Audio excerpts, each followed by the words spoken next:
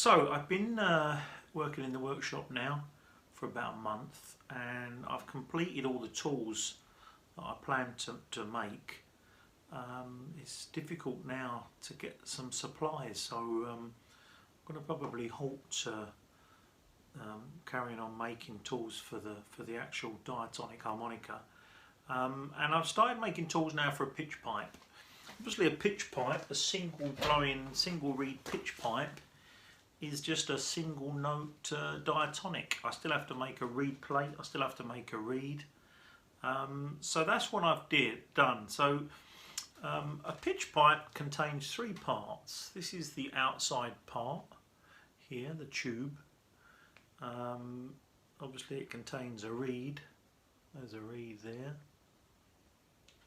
And it contains this little part here, which is the reed plate.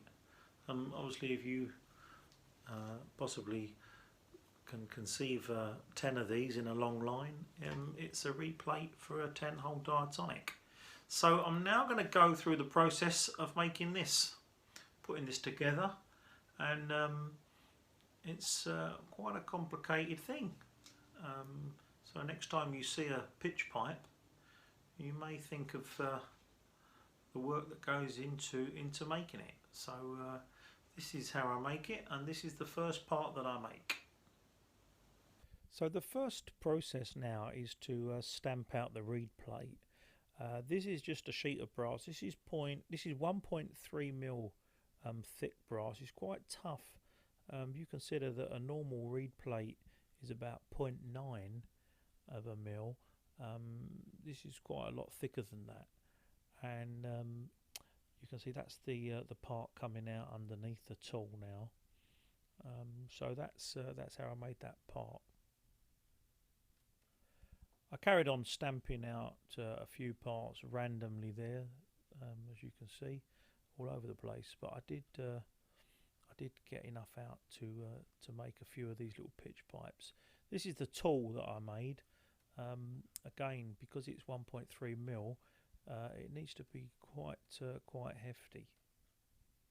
So the next process is to put the reed slot in.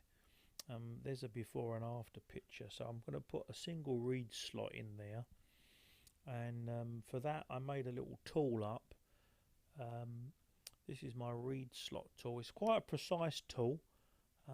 It's an old tool set that I had laying about, so it's not the greatest of designs, but it does the job. So I just pull the handle down. Again, because it's 1.3mm thick, it needs quite a bit of a swing to get the slot in. But there it is. You can see the slot there, right in the middle, and underneath is the little scrap slug that falls out.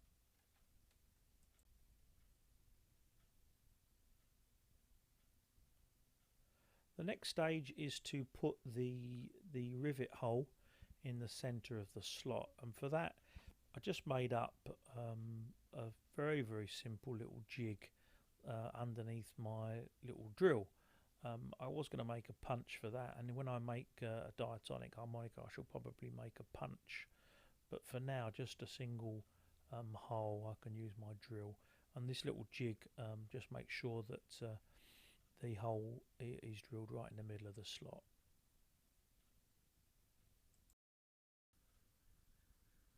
So the final part of the process now is to simply stamp in the 90-degree angles to finish off the shape, and that's that part finished. That's the little reed part finished. There's quite a lot of tools involved in making that little part, so it's no mean feat to make that.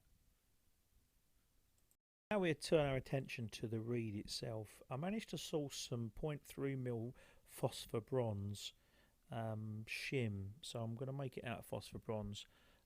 So the first stage then is to cut it into 90mm blanks and to run it past my reed milling machine, my Berthold reed milling machine. I made a video on that, so I'm not going to go any further. Once I've machined the profile onto the actual blank, I then cut the length of the reed. This is going to give me a nice crisp and square end to the reed, and there you can see that I've now cropped off with the cropping tool the actual length of the reed.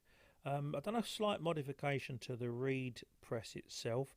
I put a micrometer depth mic on one end so that I can adjust the width of the slot, so there is absolutely no need to emboss the reed, because I can just change the width of the reed to match the slot width. So here I am, I'm just stamping out the reed itself, and that sheet of phosphor bronze will make me 1,000,000 reeds. So there we are, that's the reed punched out, and it just matches up to the slot perfectly to go on to the next process. So the final part to make now of the 3 parts is the little stainless steel tube. I had a length of stainless steel tube in my workshop, and I decided to use it. So the first thing I did was I cut it to length, and I made a little tool, a little swaging tool. So basically anyone who makes bullets will know what this tool does. It basically goes over a mandrel, and then over the top is a little swaging tool over the top, and then I just pound the top down, and it forms the shape of the actual part. So the final tool here is the assembly tool to put it together. We've got the little tube now all finished, and I've got our little reed plate in there. Obviously these little 90-degree parts here seal the air, so this seals the air from the top, this one seals it from the bottom. So we're going to make this into this is a blow reed. So we assemble that, we put that into this little piece of neoprene, and then this little tool that I made is just a manual assembly tool, and that goes on here to assemble it all together. And for that we need a hammer.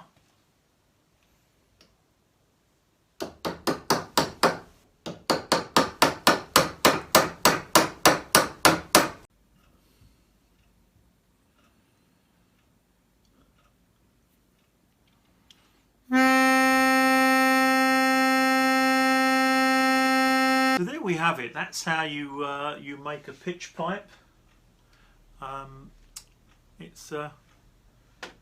It's quite a thing, really.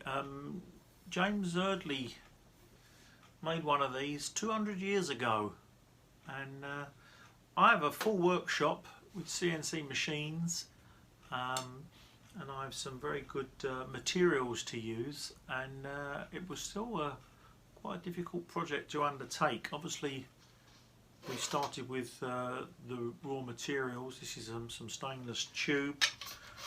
We started with a sheet of brass and a roll of phosphor bronze, and we made the tools to make the pitch pipe. So I'm now going to go on to make the first diatonic harmonica. I'm going to probably wait till this lockdown's over, because I can't get any materials materials in bulk here. So I hope you've enjoyed watching the videos, and please subscribe to the channel so that you can see the progress of the first Great British Harmonica, diatonic harmonica, to be made hopefully in a couple of months' time. So thanks for watching. Bye.